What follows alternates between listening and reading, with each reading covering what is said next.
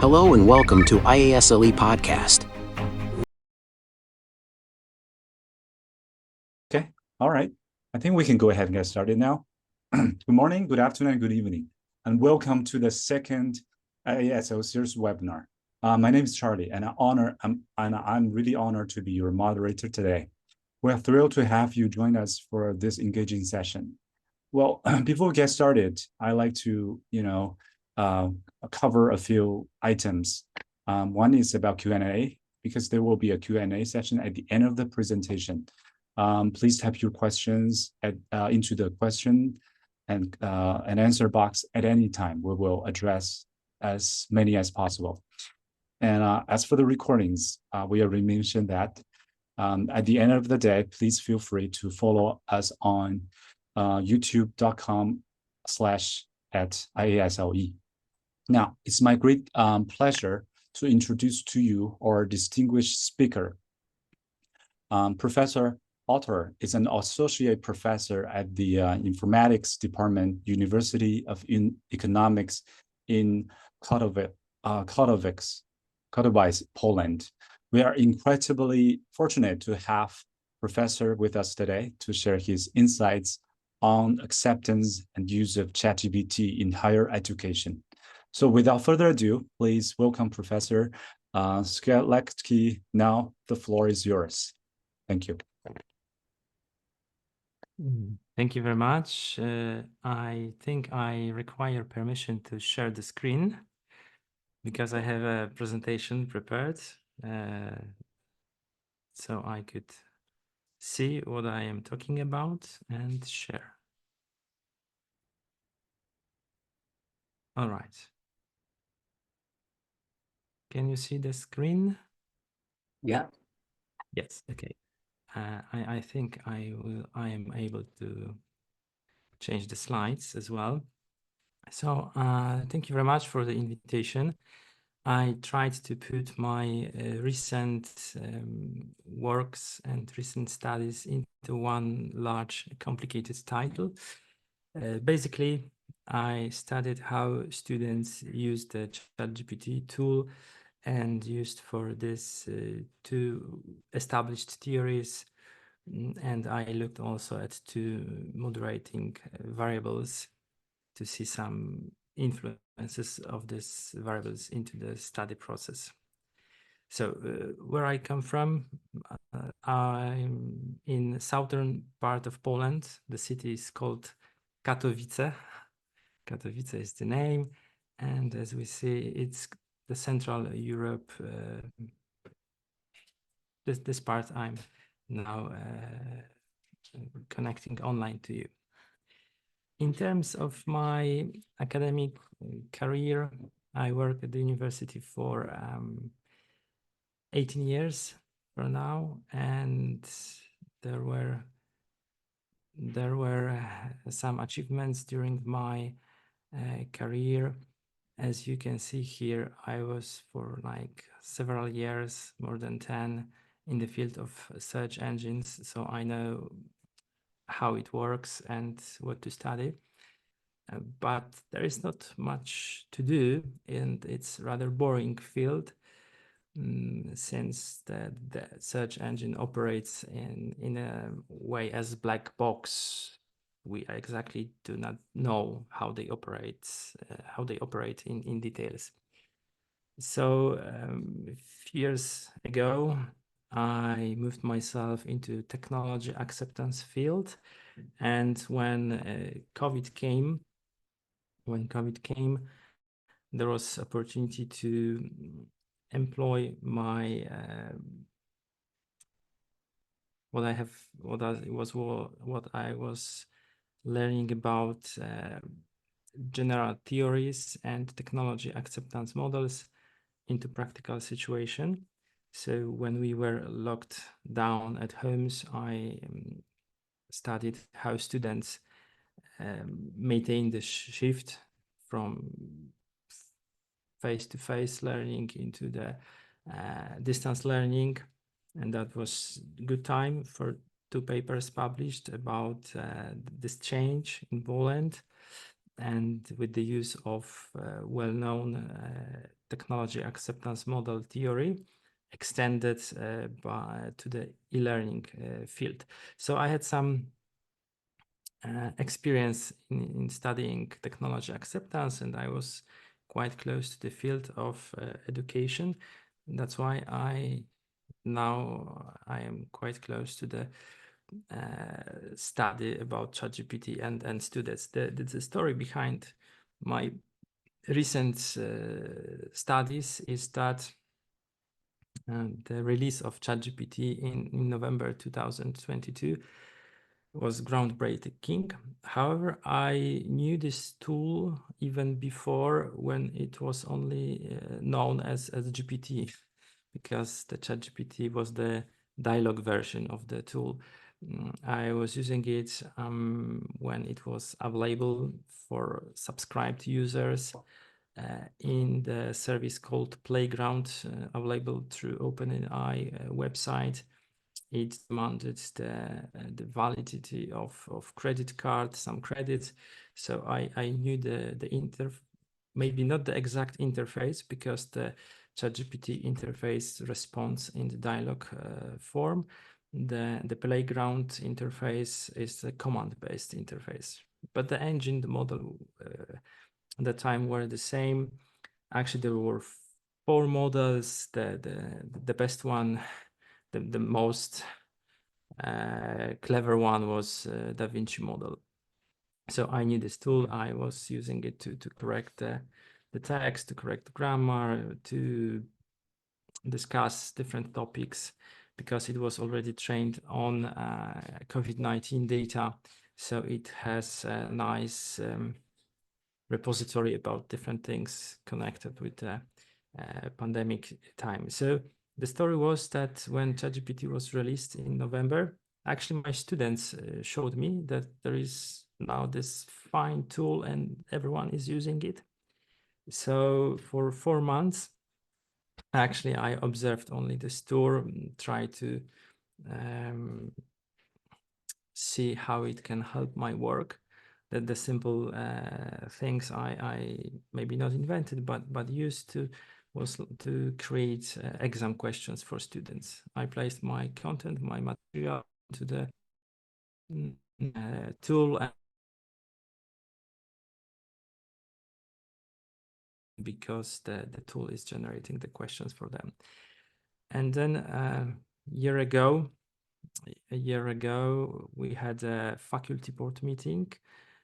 The topic was what to do, because everyone is using the tool, and how we can behave, because students are doing everything with the use of this tool. And during this meeting, it struck me down that now is the time, after 4 months of doing nothing, to do some study.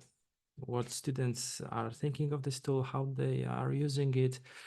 And since I had some experience in creating studies based on different technology theories, and I also was able to collect students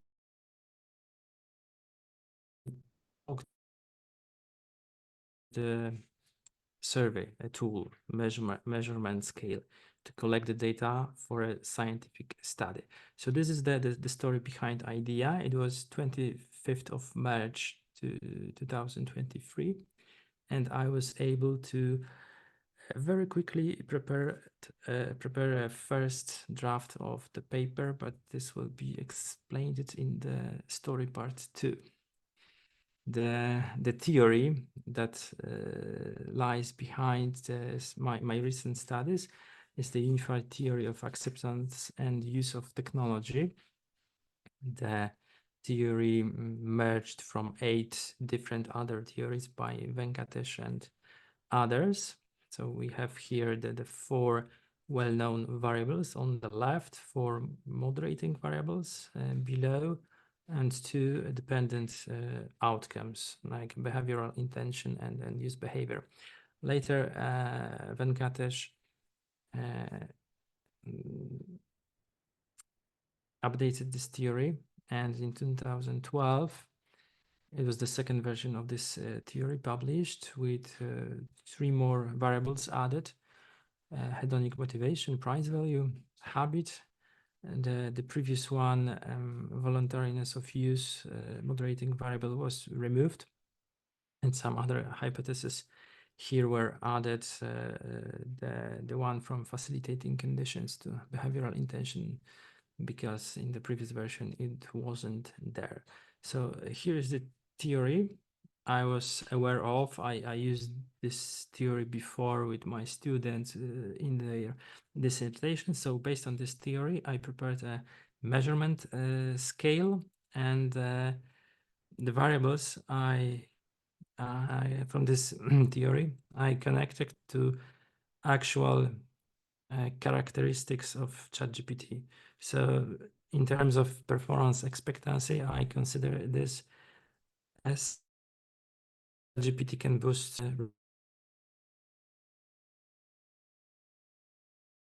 effort expectancy means that it's easy to use. There is minimal effort to use it.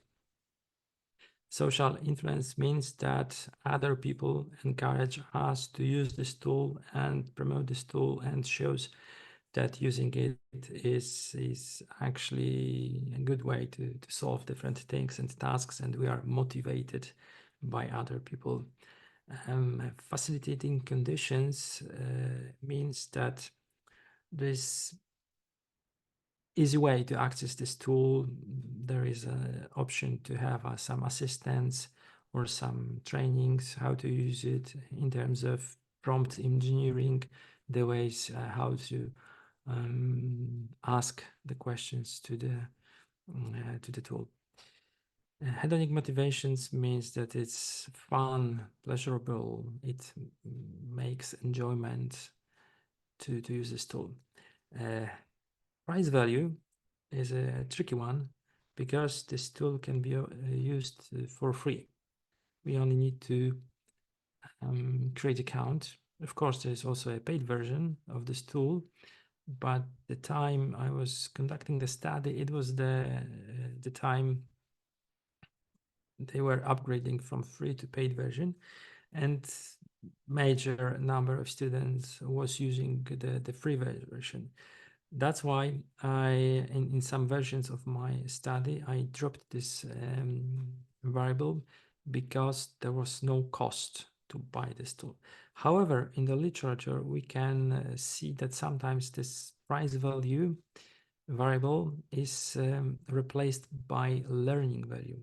It means the cost of learning how to use this tool, cost of time, cost of effort, cost of other things that we need to spend to have better knowledge how to use this tool. Habit means how long we are using it, how easy it is. It's in our everyday habit. So here are the 7 generic core variables.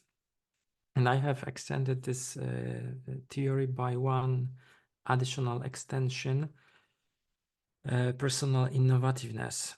It is the thing that I think that I am able to learn something new. I want to improve my technological skills. So this is also taken from the literature based on Agarwal and Prasad's work from 1998. Then we have latent variables, the dependent ones, behavioral intention and use behavior. Actually, the behavioral intention is that I would like to use this tool, and use behavior measures the actual use. And since I was grounded my work in the Venkatesh theory, so I used the same scale. Actually, he did not publish the scale in his paper, but said that the scale is from never to several times a day. And I used the same range and converted it into 7 different options, from never to several times a day. And the problem that was to solve in this study, because it was then changed in a little bit and pushed into different ways. So at the time we already knew that tool is worldwide known, that it helps mainly in writing and solving different things, but we need to check because sometimes the answers are not correct, and there are as well problems like authorship, plagiarism, ethics, and flaws with not right answers. So my papers that time added how students in Poland and then in other countries accepted this tool and how they use it during their study process. It was that time was not studied before, like year ago, because now we have more research and more studies done on this topic. I and we, because one paper is in collaboration, I use this unified theory and first and second version theories to see what factors mostly influence students. And this was conducted several times by myself or with collaboration. So the first approach was by myself, since I, in the end of March, decided now is the time for me to study. So I built the instrument based on Venkatesh's work from 2012.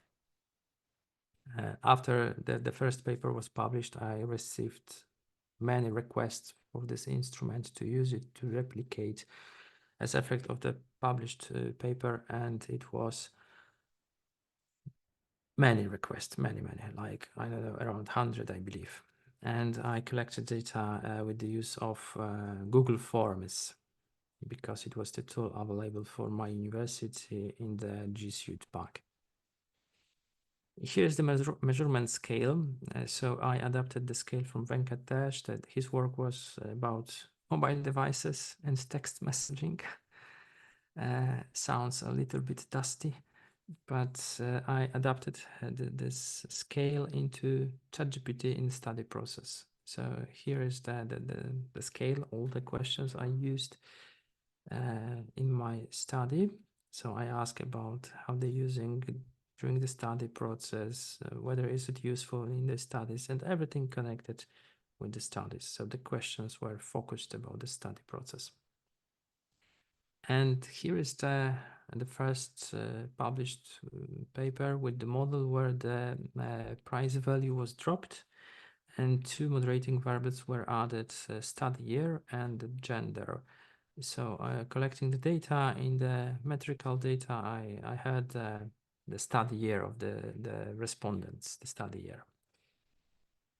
And the results were like that the model explains the 73% of behavioral intention and 56% of use behavior. So now is the first, for me, groundbreaking situation. When I had the manuscript ready in like 1 week, because I acted alone, there was no waste time for others, because it was easy for me to collect the data, to calculate by myself, to write the theoretical part, literature review. At that time, March last year, wasn't many papers about ChatGPT.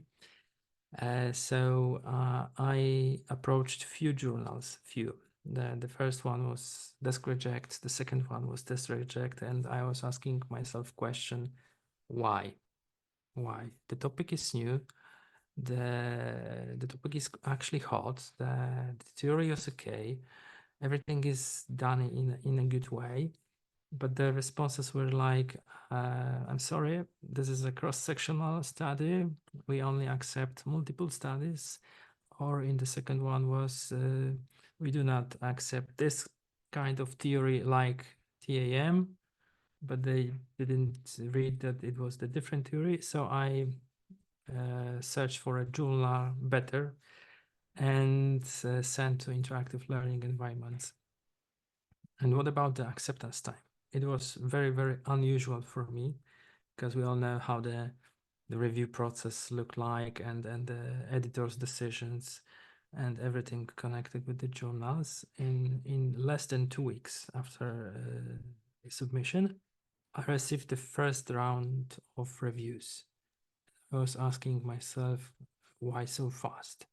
So if they were fast, then I prepared the revision in next 3 days. After 3 days, I got the second round of revision with the reviewers, and also associate editor joined to this review. Then I got the third round of revision, and the paper was finally accepted after like 25 days. It is very, very fast. It's less than 4 weeks, but this time I had 3 rounds of reviews. This never happened to me before anywhere. But perhaps because of this very fast acting of the unknown reviewers, I didn't know anyone in this journal, and actually in the last email I only was able to see who was accepting the paper, the name of the emeritus professor who was acting, I think, last days of his associate editor position. So they accepted it, and in May it was published, and until now very well received all over the world, because it received a lot of citations by now as a paper written by just one author, where yes, it was noticed. And now is the story, the second part of the story.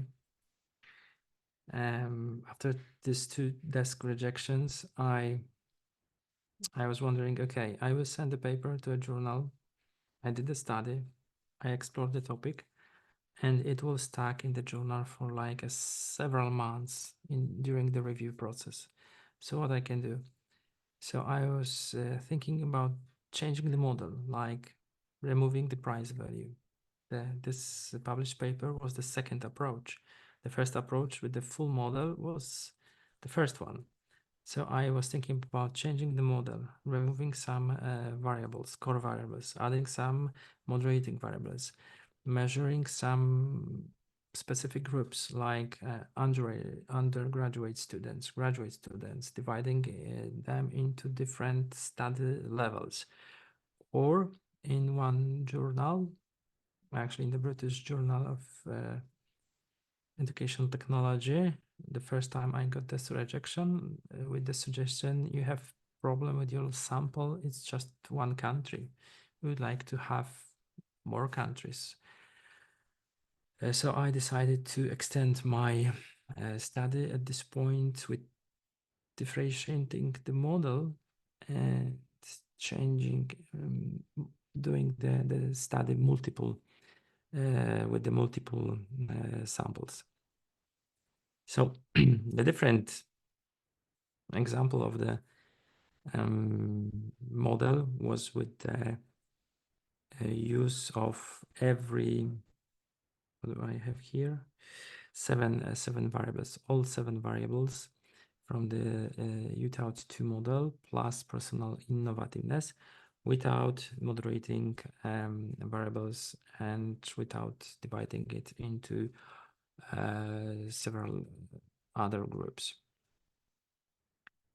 So this was actually it was the first approach. The second approach was published earlier than the first one. And the first one, the results from the first one were almost similar. Actually, they didn't differ as much. However, there were some differences, because if there was like no price, here the price value was the significant one variable.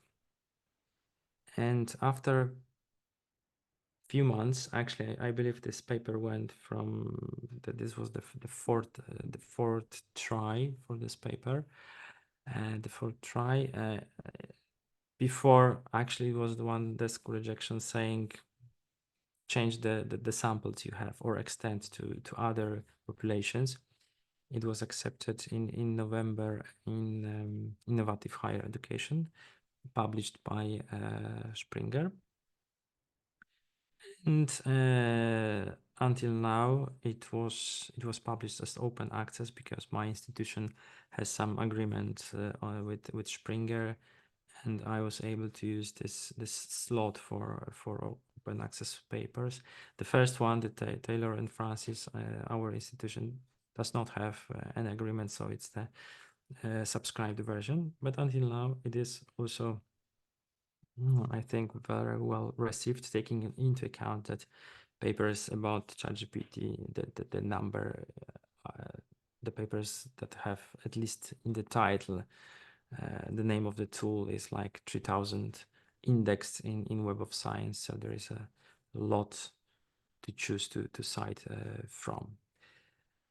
And while I was writing, correcting, revising, I was thinking, okay, I have one published paper. It's the early time for this paper.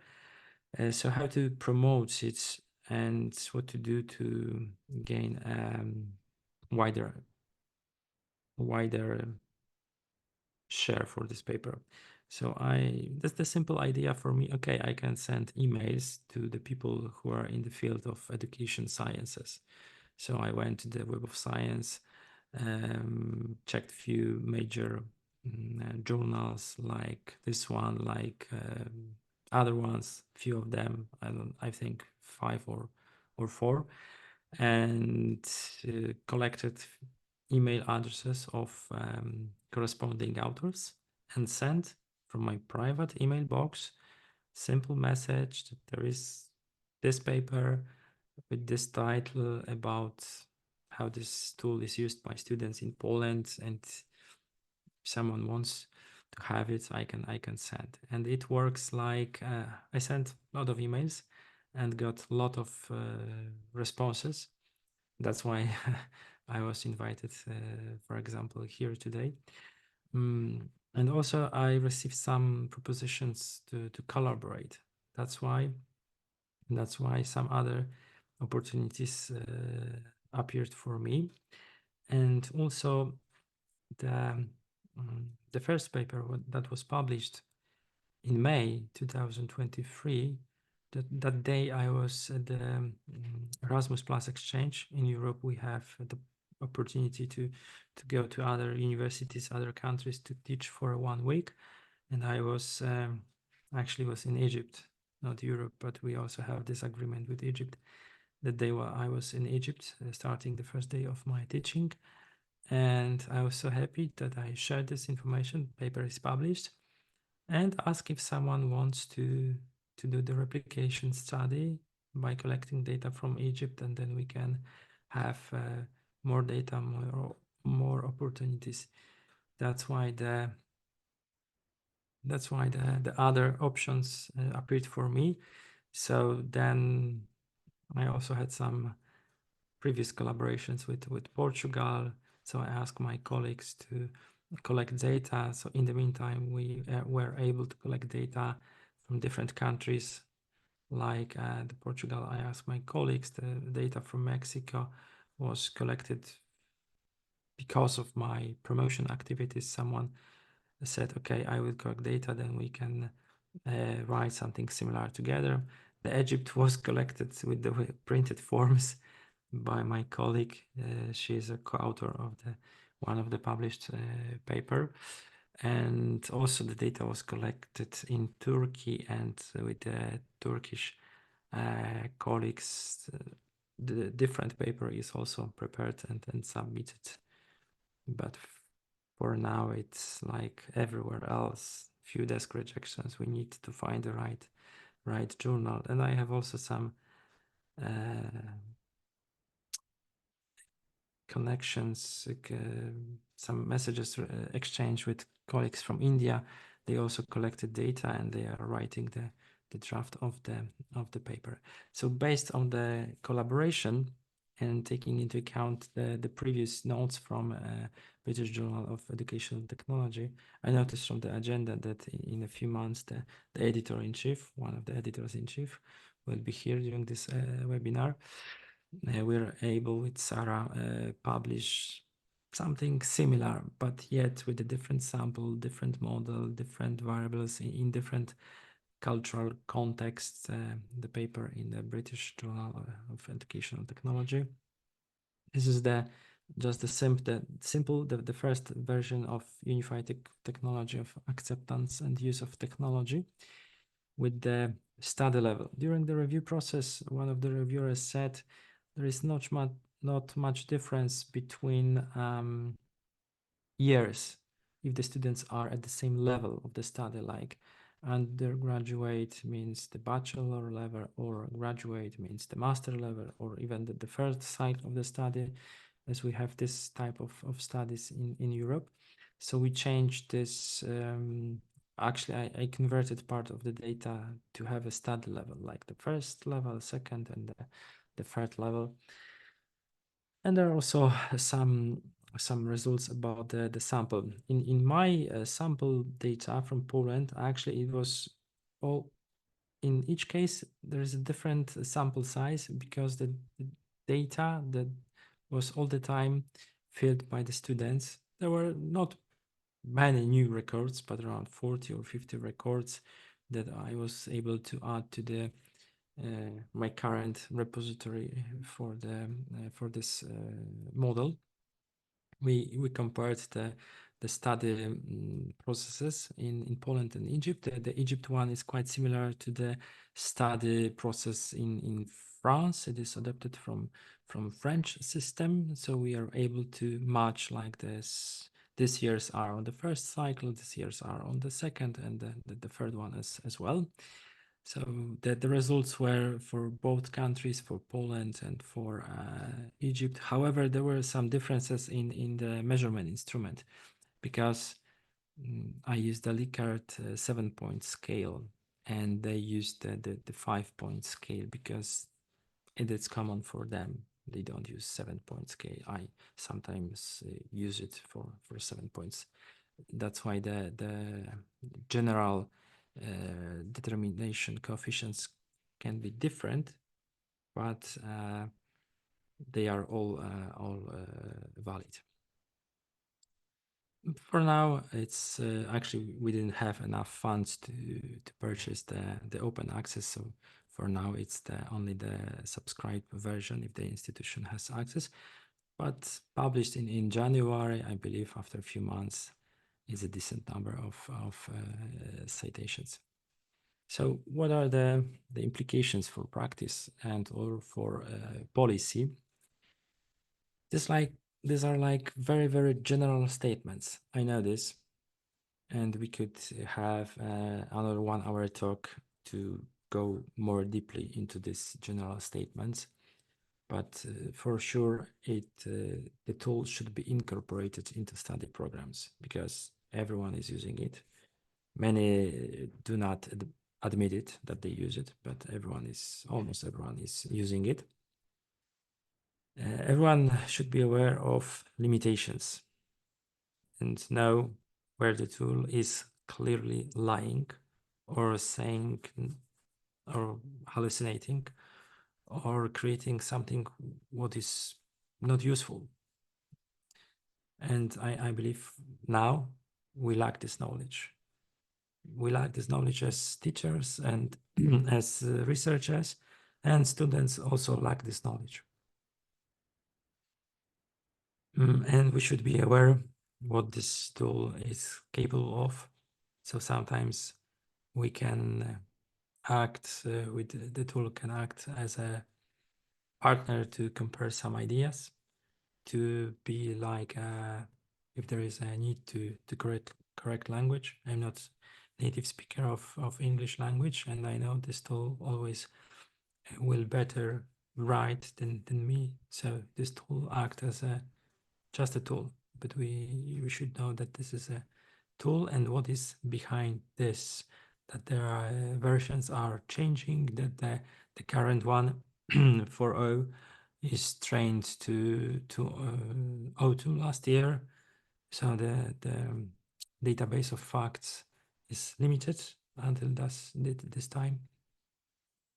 And as I said, these are like general statements, but going deeper will take more time.